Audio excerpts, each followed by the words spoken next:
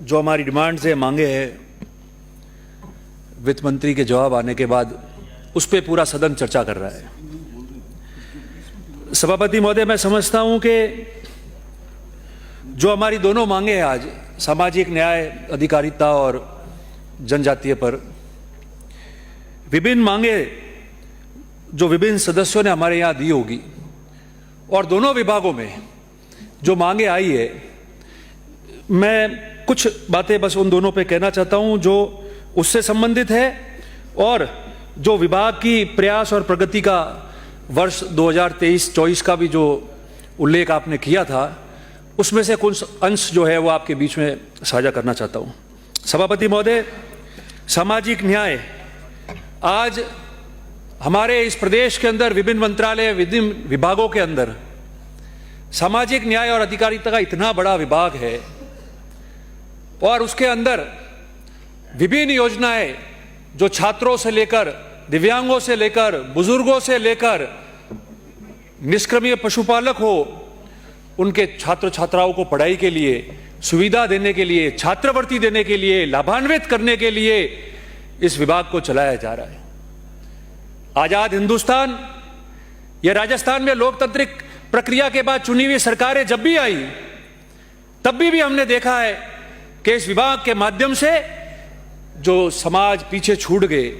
उनको जोड़ने के लिए, उनको आगे लाने के लिए हम लोगों ने काम किया। आज हमारी स्थिति क्या बन रही है, मैं आपके माध्यम से अवगत कराना चाहता हूं सरकार को। सरकारें कोई भी रही हो, मगर हमने इस विभागों को चलाया, इसका संचालन कराया, विभिन्न योजनाओं में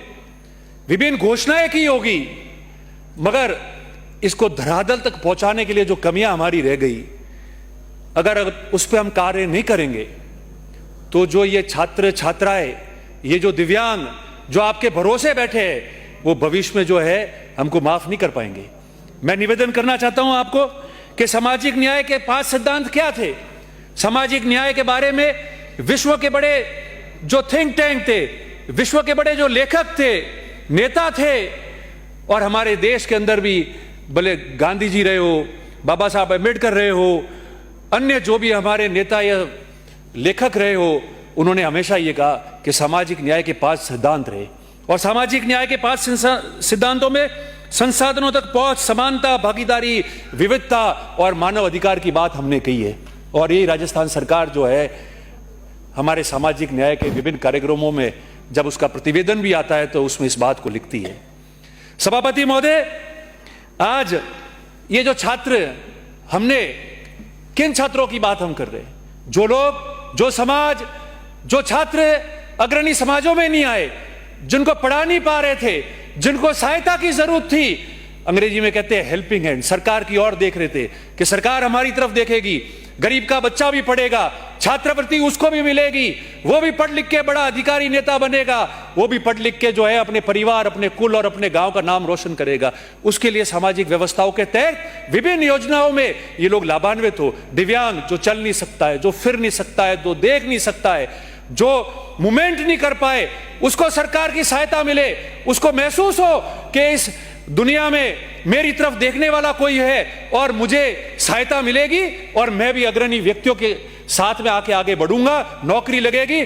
कमाऊंगा, मेरा परिवार का जो है पालन पोषण में करूंगा। उसके लिए सामाजिक व्यवस्थाएं जो है ये तय की हुई थी। आज मैं इस बात को मानता हूं, मैंने पहले ही कहा, कोई भी सरकारें रही हो, मगर जो कमियां रही है वो तो कमियां है, और उस कमियां को हम पूरी नहीं करेंगे तो इस सदन में जितने माननीय सदस्य बैठे हैं,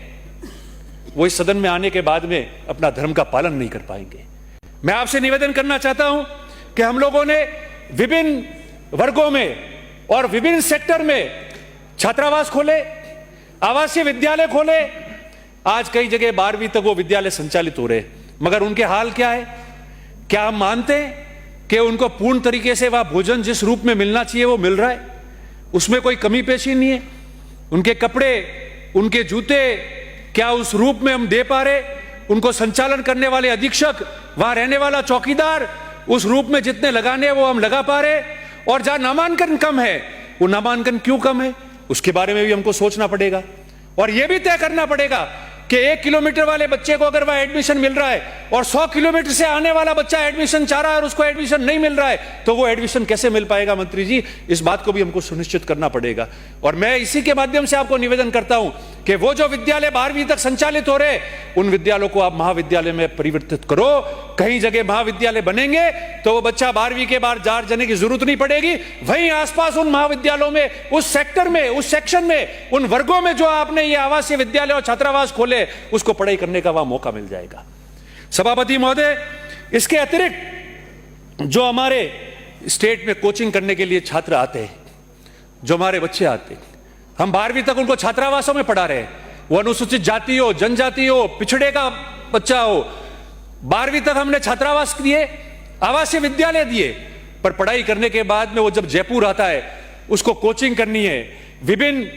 परीक्षाओं की तैयारी करनी है, उसको RSIS की तैयारी करनी है, तो वो बच्चा कहां जाता है? वापस उसको हाथ फैलाने पड़ता है, वापस उसको तय करना पड़ता है कि मैं कहां रहूंगा, किनके पास रहूंगा। वो जगह देखता है कि कम कीमत में हो, दूर दराज जाके उसको रहना पड़ता है। ये माननीय सदस्य यहां कहीं बैठे, उनको ध्यान होगा, वो उनके पास में भी आता है कि मेरा बच्चा यहां रह जाएगा तो वो पढ़ाई कर लेगा, आप उसको मेरे पास, मेरे यहां रखो। मैं आपसे निवेदन करना चाहता हूं आपके माध्यम से मंत्री जी को कि मंत्री जी, जब आप घोषणाएं करो, आप ये मादा दिखाओ और सरकार ये करे कि जो छात्रावास संचालित होकर और उनमें पढ़ के जो बच्चे जयपुर आएंगे, वो जो अनुसूचित जाति का हो, जनजाति का हो, पिछड़ा हो, जिनके छात्रावास आपके विभाग के माध्यम से संचालित हो रहे, उनके लिए हर 200 विधानसभा के अनुपात में, हर विधानसभा का अनुपात देकर और जयपुर के अंदर एक छात्रावास समाज कल्याण का बड़ा खोला जाए, जहां केवल कोचिंग करने वाला छात्र आके यहां पढ़े और उसके माता पिता को जो है एक्स्ट्रा भार उस पर नहीं लेना पड़े। ये मैं निवेदन आपसे करना चाहता हूं। बाकी मैं आपसे एक और निवेदन करना चाहता हूं कि जो हमारे निष्क्रमणीय पशुपालक है, जिनके आपने आवासीय विद्यालय विभिन्न सरकारों ने कई जगह खोले हैं, जिनके माता पिता अपने पशु लेके एक शहर से दूसरे शहर, एक राज्य से दूसरे राज्य में चले जाते हैं और उनके बच्चे जो है वो पढ़ नहीं पाते थे, उनके लिए हमने निष्क्रमणीय पशुपालकों के विद्यालय खोले हैं। मैं समझता हूं कि उनमें भी कहीं एक जगह उनको महाविद्यालय में परिवर्तित करना चाहिए। और मैं आपके माध्यम से मंत्री जी, जब आप जवाब देंगे तो मैं आपसे मांग करता हूं कि हमारे राम सिंह जालोर में, सांचौर चितलवाना और बाकासर सेडवा, ये जो बॉर्डर है पूरा, वहां कई जगह देख के और निष्क्रमणीय जो पशुपालक है उनके लिए एक आवासीय विद्यालय और खोला जाए। ये आपके माननीय मंत्री महोदय से मैं मांग करूंगा। मैं 2 बातें और आपको कहना चाहता हूं विशेष योगजन के बारे में। आज जो दिव्यांग है, हम उनको विभिन्न स्कीमों में लाभान्वित तो करते हैं, मगर मैं आपसे ये निवेदन करना चाहता हूं कि ये पूर्ति हम पहले कैसे करेंगे।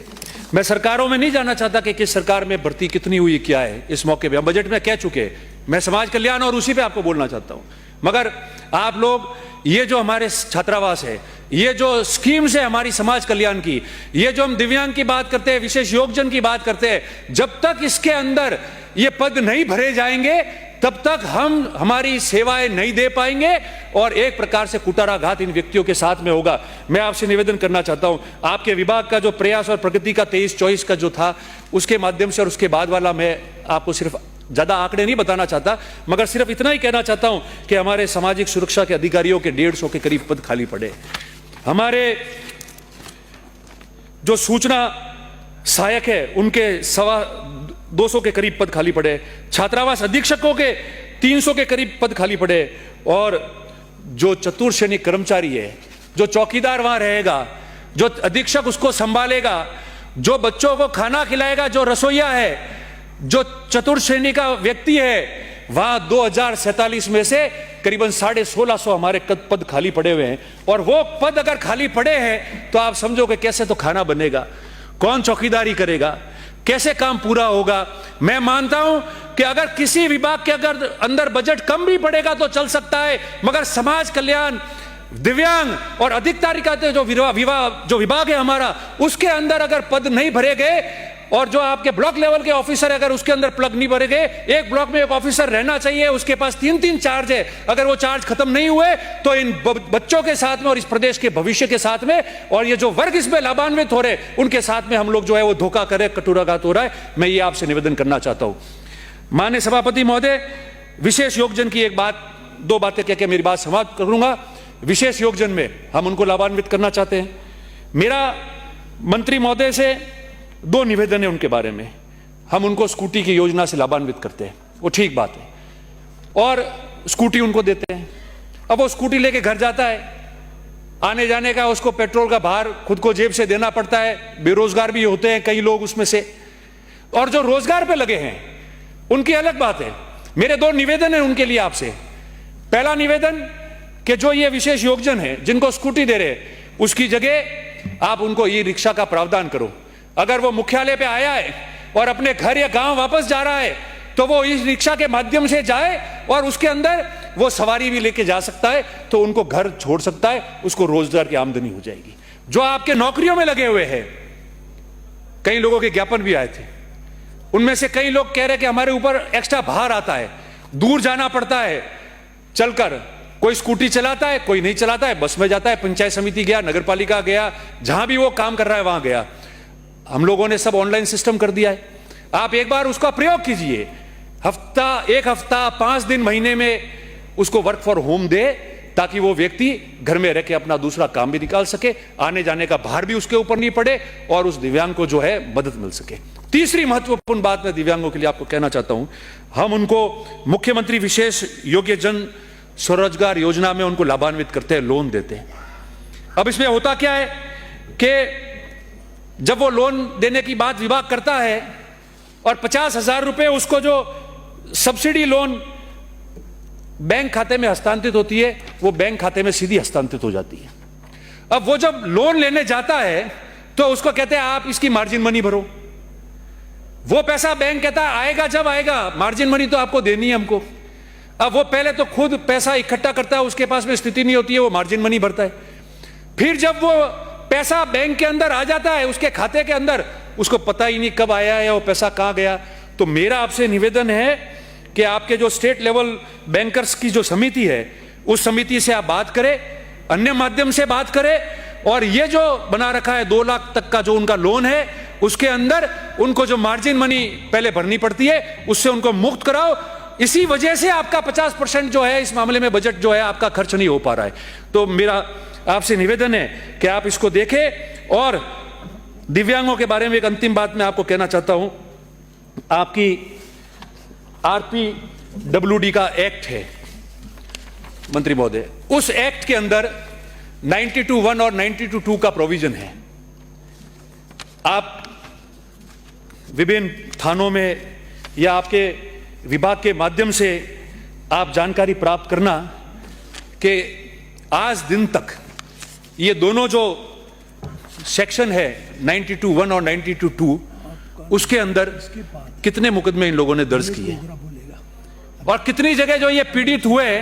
इनके पक्ष में खड़े हुए। मैंने पहले ही कहा कि कोई भी सरकारें रही हो, इन मामलों के बारे में उन्होंने इस जो RPTW एक्ट जो है जिसमें 92(1) और 92(2) का मैं बात कर रहा हूं, उसके बारे में थोड़ी आप जानकारी प्राप्त कीजिएगा, आपको ध्यान में आ जाएगा कि वास्तविकता क्या है। और जो निजी शिक्षण संस्था है उनमें ऐसे मामलों में कौन कार्रवाई करता है? आयुक्तालय करेगा या निदेशालय करेगा? इसके बारे में भी आप जानकारी प्राप्त करना। तो ये जो वर्ग है इसकी मदद में सच्चे रूप से जो है हम लोग खड़े हो पाएंगे। आपसे मैं इतना ही निवेदन करना चाह रहा था। और माननीय जनजातीय मंत्री जी से सिर्फ 2 मेरा निवेदन है विशेष करके। एक तो हमारे साथी ने अभी जो पहले कह दिया है, मैं उसका पक्षकार हूं कि जो TSP एरिया उसको तो छोड़ो, जहां नहीं है वहां तो उनके पास लाइट नहीं है, चिकित्सा, बिजली और पानी की तो हम बात करते हैं, और वो जो हमारे ST के लोग हैं वहां रह रहे हैं, उनको जनरल के लिए, कृषि कनेक्शन के लिए आज उसी कतार में खड़ा रहना पड़ता है। तो मेरा आपसे निवेदन है कि माननीय मंत्री जी आप इस हिम्मत को दिखाते हुए बातचीत करें विभागों से, और आज ही सदन में घोषणा करें कि जो TSP एरिया नहीं भी है वहां जो ST के लोग रह रहे, उन ST के लोगों को SC के तर्ज पर और अन्य जगह जो ST को कनेक्शन दिया जाता है वहां बिजली में प्राथमिकता से बिजली का कनेक्शन दिया जाएगा। तो मैं समझता हूं इस राजस्थान के लिए सबसे बड़ा अच्छा संदेश आज की तारीख में आपके विभाग की तरफ से यह जाएगा। और दूसरा अंतिम, हमारा जो जिला है, अब सिरोही में तो टीएसपी एरिया कई जगह लटता है, जालोर में नहीं है, मगर सिरोही से अड़ता हुआ जो पूरा जालोर का इलाका है, मेरे विधानसभा क्षेत्र में जसवंतपुरा हो, सुंदा माता जी का क्षेत्र हो, अन्य क्षेत्र भी है जालोर जिले के अंदर, उसके अंदर 40% से अधिक आबादी एसटी की कई गांवों में है और वो लाभान्वित नहीं हो पा रहे। अब उसको टीएसपी क्षेत्र घोषित करना कितनी बड़ी प्रक्रिया क्या होती है हम सब जानते हैं, हम तो चाहेंगे उसको करना, मगर जब तक उस प्रक्रिया को पूर्ण नहीं किया जाए, जब तक वो प्रक्रिया आके और उनको लाभ नहीं मिल सके, तब तक कम से कम आप सरकार की तरफ से कैबिनेट में ऐसा प्रस्ताव लाए, आप विधानसभा में लाए और यह तय कराए कि भले वो टीएसपी एरिया नहीं है, मगर जिन गांवों में आबादी करीबन 40% हो चुकी है, जो टीएसपी एरिया नहीं है वहां एसटी के समाज की, तो जो स्कीम्स हम लागू कर रहे हैं वो स्कीम्स वहां लागू हो जाए और उनको वो लाभ प्राप्त हो जाए उस स्कीम से, तो भी उनका जीवन स्तर जो है वो अच्छा बढ़ जाएगा और जीवन स्तर ऊंचा उठ जाएगा। यही निवेदन मैं आपसे करते हुए अंत में मेरी बात समाप्त करने से पहले एक निवेदन आपको करना चाहता हूं कि हमारे वहां सिरोही जिले में माउंट आबू में भील और राणा समाज की सबसे बड़ी आबादी है और महाराणा प्रताप जी जब अरावली के जंगलों में घूमे और वहां विभिन्न शेरगांव हो, उत्तरज हो या अन्य इलाका हो जहां उनकी यादें आज भी है, जहां स्मारक जैसे भी बने हुए हैं, वहां ये भील राणा समाज के लोग उनके साथ में घूमे। वाइल्ड लाइफ सेंचुरी हो गई, वाइल्ड लाइफ सेंचुरी के पास में उसके बॉर्डर पे, उसके बफर जोन पे ये जो भील राणा समाज के हमारे लोग रह रहे, विशेषकर सीतावन नाम की जो बस्ती है, जो सीतावन नाम भी उसका जो है वो हमारे पुराने समय में जो कोई ना कोई किसी ने योगदान दिया होगा जल, जमीन और जंगल में, उसको लेकर वो नाम पड़ा हुआ है। उसको लेके वहां के नगरपालिका बोर्ड ने प्रस्ताव कर दिया कि इनको बसाया जाए, जमीन बता दी, फॉरेस्ट वालों ने सर्वे कर दिया कि इनका कितना बना हुआ था, उसके बावजूद जो है हम कामयाब नहीं हो पाए उनको बसाने के लिए। चंद घर है थोड़े बहुत और आराम से वो काम हो सकता है। मेरा आपसे निवेदन है कि आप जो है इसकी पूरी जांच कराते हुए उन लोगों को जल्दी बसा दिया जाए ताकि वो आराम से अलग जगह बस जाए, रोज उनको फॉरेस्ट की और अन्य समस्याओं का सामना नहीं करना पड़े और वो अपने जीवन में और अपने रोजगार में लग जाए। यही निवेदन अपना करते हुए अपनी बात समाप्त करता हूं और आपके माध्यम से सभापति महोदय मैं माननीय समाज कल्याण के हमारे मंत्री जी से कहना चाहूंगा अंत में कि माननीय मंत्री जी, बहुत बड़ा विभाग है, आप और हम सब साथी है इस विधानसभा के अंदर, आपको भी अच्छा मौका मिला है यहाँ कैबिनेट मंत्री बन के और आपका विभाग जो है, आपके विभाग के जो भी आपकी बुकलेट्स और प्रतिवेदन आते हैं उसके ऊपर गांधी जी का, अंबेडकर जी का, ज्योतिबाई फुले का, सावित्रीबाई का फोटो लगाया जाता है और आप खुद भी पिछड़े वर्ग से आते हैं और ये समय है कि राजस्थान में ऐतिहासिक काम करके आपकी भी आप छाप छोड़ो। और आपने जो बजट पढ़ा आपका विभाग का, उस बजट में 96 नंबर सुशासन में आपने प्रधानमंत्री जी के संबंध में वाक्य लिखे थे। मैं आशा करूंगा कि अगला बजट जब भी आएगा और आप इस सीट पे होंगे तो जो ये लिखे हुए बातें हैं उसको आप पूरा करोगे तो अगले बजट में हम भी आपकी तारीफ करेंगे और अगर इसका आपको पूरा नहीं कर पाए तो जो प्रधानमंत्री जी के जो स्लोगन के बारे में आपने 96 नंबर पे लिखा हुआ है उस बजट के अंदर वो कारगर नहीं हुआ। पर आपको मौका है, हर व्यक्ति, कोई हम भी वहां बैठे आप वाली बेंच के वहां, आज यहां से बोल रहे हैं, पर जब व्यक्ति को मौका मिलता है तो उसको पूरा उसका लाभ लेना चाहिए और एक छाप छोड़नी चाहिए। आपके इस विभाग में कई एनजीओ वाले आएंगे, कई बातें करेंगे, समाज कल्याण को ऊपर लाने की बात करेंगे, मगर आप ये ध्येय रखना कि ये एनजीओ वाले कुछ करे कि नहीं करे, मगर आपके निर्णय और आपके फैसले इन छात्रों को और इन वर्गों को कल्याण तक पहुंचा सकते हैं। मैं आपसे यही निवेदन करता हूं और आपका सभी का सभापति महोदय आभार व्यक्त करता हूं। बहुत बहुत धन्यवाद।